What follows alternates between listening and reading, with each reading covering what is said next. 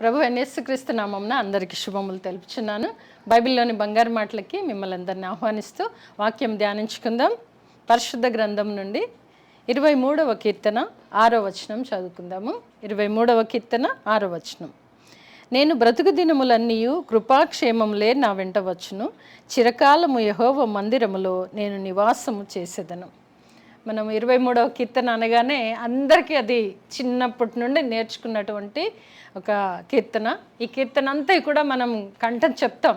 దీనిలోని మర్మం అంతా కూడా మనకు తెలిసినా తెలియకపోయినా కీర్తన మాత్రం అందరికీ వచ్చు.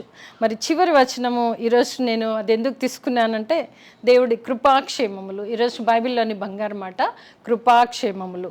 నేను బ్రతుకు దినములన్నీయు కృపాక్షేమములే నా వెంట వచ్చును, చిరకాలము యెహోవా మందిరములో నేను నివాసము చేసేదను. దావీదు కీర్తన, దావీదు గారు రాసినటువంటి కీర్తన. ఆయన ఎంత నిరీక్షణ కలిగి రాశారో ఇదంతా కూడా మనం ధ్యానించుకుంటే తెలుస్తుంది. ఆయన ఎలా రాస్తున్నారు అని ఒకసారి మనం చూసినట్లయితే కలిమిలో లేమి కలగదు అని చెప్తున్నారు. అంటే దేవుణ్ణి నమ్ముకున్న నాకు ప్రతి విషయంలో దేవుడు చూసుకుంటాడు. ప్రతి విషయంలో ఒకవేళ అపాయకరం ఉంటే కూడా శాంతికరమైన జలముల యొద్ద ఆయన నన్ను నడిపించే దేవుడు అని చూస్తుంటున్నాము. గాఢంధకారమైనటువంటి పరిస్థితులు ఉన్నప్పుడు కూడా ప్రభువు ఏ అపాయం రాకుండా కాపాడే దేవుడని ఒక నిరీక్షణ కలిగి నీకు నాకు హెచ్చరిస్తూ రాస్తున్నటువంటి కీర్తన. మరి చివరి వచనం చూస్తే ఇన్ని చేసిన దేవుడిని నేను ఎలా మరవకుండా ఉంటాను, మర్చి ఉంటాను అని, నేను బ్రతుకు దినములన్నీయు దేవుని యొక్క కృపాక్షేమములు నా వెంట వచ్చును. దేవుడు ప్రతి విషయంలో నన్ను ఆదుకుంటున్నాడు. గాఢంధకారంలో మరి లేమిలో ఆయన నన్ను ఆదుకుంటూ, ప్రతి విషయంలో నన్ను ఆదుకుంటూ, శాంతికరమైన జలముల యొద్ద నన్ను నడిపిస్తున్న దేవుడు, నా గిన్నె నిండి పొర్లింప చేస్తున్న దేవుడి దగ్గర నేను ఎలా ఉంటానంటే నా బ్రతుకు దినములు, తన యొక్క బ్రతుకు దినాలన్నీ కూడా దేవునికి ఒక నమ్మకమైన బిడ్డగా, దేవునికి ఒక నమ్మకమైన సాక్షిగా నేను ఉండాలని ఆయన తీర్మానం తీసుకుంటూ దావీదు భక్తుడు, నేను బ్రతుకు దినములన్నీ కృపాక్షేమములే నా వెంట వచ్చును. మనం ఎప్పుడైతే ఆ దేవుణ్ణి స్మరిస్తూ, కనపరుస్తూ, పూజిస్తూ, కొనియాడుచు మనం ఉంటామో మనం కూడా ఆ తీర్మానం తీసుకోగలము. నా బ్రతుకు దినములన్నీ కృపాక్షేమములు ఇచ్చే దేవుడు నాకున్నాడు అని ఒక నిరీక్షణ కలిగినటువంటి ఒక ధైర్యమైన వాక్కును దావీదు గారు పలకడం మనం చూస్తుంటున్నాము. మరి మన జీవితాలు ఎలా ఉన్నవి?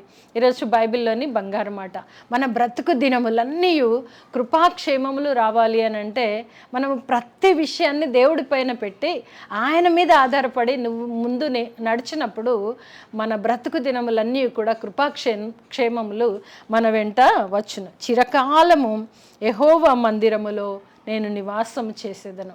కృపాక్షేమము మనకు వచ్చినప్పుడు వెంటనే తండ్రిని మర్చిపోవడం కాదు, దేవుణ్ణి మర్చిపోవడం కాదు, కానీ చిరకాలము యెహోవా మందిరములో నివాసం చేస్తాను అనగా ఎక్కడున్నా ఏమి చేసినా ఈ హృదయం అనే ఈ ఆలయాన్ని దేవుడికి సమర్పించుకుంటున్నాడు. అలాగే మన జీవితాలు కూడా అలా చేసుకున్నప్పుడు కృపాక్షేమము మన వెంట వస్తుంది అని మనము తీర్మానము తీసుకోవాలి. మనం కూడా అలాగే చేయగలము. అలాగే 103వ కీర్తన 16వ వచనం చూద్దాం. 103వ కీర్తన 11వ వచనం చూద్దాం. 103వ కీర్తన 11వ వచనం.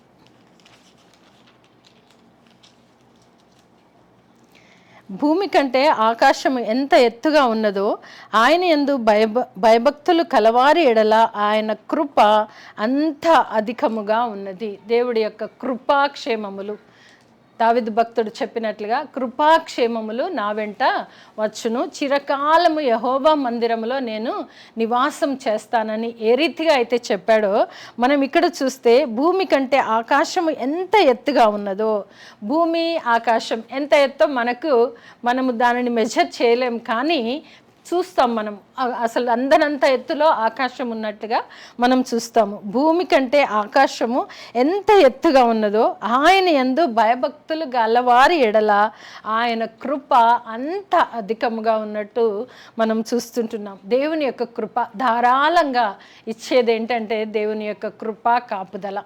అందుగురించే దావీదు భక్తుడు అన్నాడు, చిరకాలం యెహోవా మందిరములో నేను నివాసం చేస్తాను. ఎందుకంటే నా బ్రతుకు దినములన్నీ ఆయన కృపాక్షేమములు నా వెంట వస్తున్నాయి కనుక చిరకాలము దేవుని సన్నిధానంలో నేను ఉంటాను. అంతేకాకుండా దేవుని కృప మన పట్ల ఎలా ఉన్నదో మంచి ఎగ్జాంపుల్ చెప్పి చూపిస్తున్నారు. భూమి కంటే ఆకాశం ఎంత ఎత్తుగా ఉన్నదో అలాగే ఆయన యందు భయభక్తి కలిగి ఉంటే ఆయన కృప కూడా మనకు అంత ఉంటుందంట. మనం ఒకసారి ఆలోచించినట్లయితే దేవుని కృపను ఏమైనా కొలవగలమా అంటే లేదు.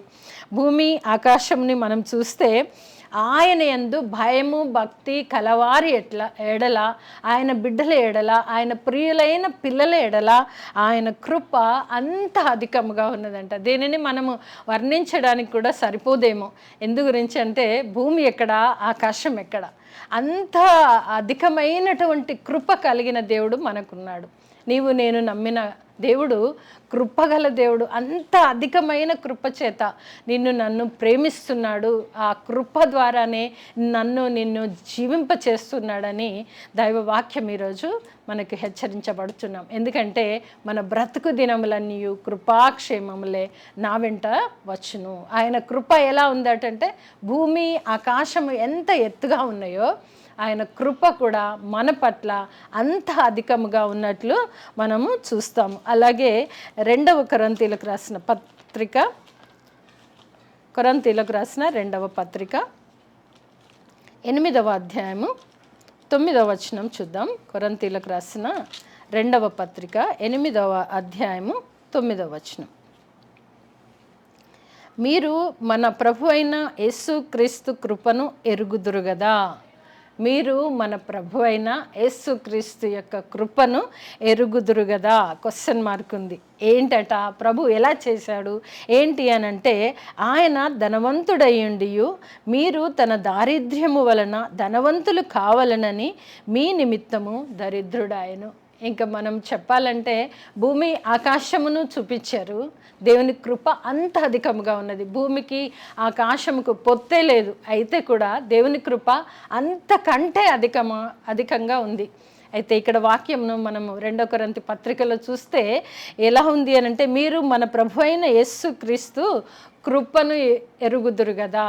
దేవుని కృప ఏంటంటే అధికమైన కృప కలిగి దేవుడు ఉన్నాడు, మన పట్ల ఆయన చూపిస్తున్నాడు. అది ఏంటి అని మనం చూస్తే, ఆయన ధనవంతుడయ్యుండియు మీరు తన దారిద్ర్యము వలన ధనవంతులు కావాలనని మీ నిమిత్తము దరిద్రుడాయను. మన నిమిత్తము దరిద్రుడయ్యాడు. దేవుని కృప సహితము సమస్తము అధికమైన కృప చేత దేవుడు మనల్ని అలంకరించి, అంతేకాకుండా ఆయన ధనవంతుడు కానీ నేను ధనవంతుడిని చెప్పుకోక మన దారిద్ర్యత వలన దేవుడు దరిద్రుడుగా మారినట్లు మనం చూస్తుంటున్నాం. దేవుని కృప అంత విస్తారం. అందుగురించి యోహాను సువార్త 3:16లో చూస్తే, దేవుడు లోకమును ఎంతో ప్రేమించెను. ప్రేమగల దేవుడు, ఆయన కృప అధికముగా ఉన్నది మన పట్ల.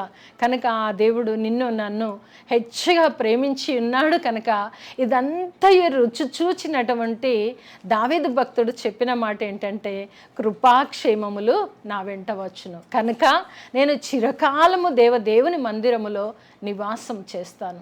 నాలోని చెడునంతా దూరం చేసుకొని దేవుని మందిరములో నా బ్రతుకు దినములన్నీ కృపను కుమ్మరించే దేవుణ్ణి నేను కలిగి ఉన్నాను. కనుక నా బ్రతుకు దినములన్నీ కృపాక్షేమములు నా వెంట వస్తున్నాయి. కనుక చిరకాలము యెహోవా మందిరములో నేను నివాసం చేస్తానని చెప్తున్నాడు. ఎందుకంటే ప్రభు అయిన యేసుక్రీస్తు యొక్క కృప భూమి ఆకాశము ఎంత ఎత్తున ఉన్నో అంతకంటే అధికమైన కృప చేత దేవుడు మనల్ని ఆవరిస్తున్నాడు.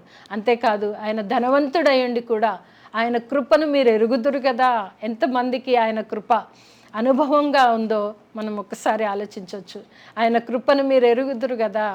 ఆయన ధనవంతుడయ్యుండి మిమ్మల్ని ధనవంతులు చేయాలని ఆయన దరిద్రుడయ్యాడు. అంటే నిన్ను నన్ను ధనవంతులుగా చూడాలని ప్రభు అయిన యేసుక్రీస్తు యొక్క ఇష్టం. అందుగురించే అధికమైన కృప చేత దేవుడు ప్రేమిస్తున్నాడు. ఆయన కృపా క్షేమములు నమ్మిన మనందరికీ కూడా జీవితకాలం అంతా కూడా మన వెంట వచ్చునుగాక. ఆమెన్.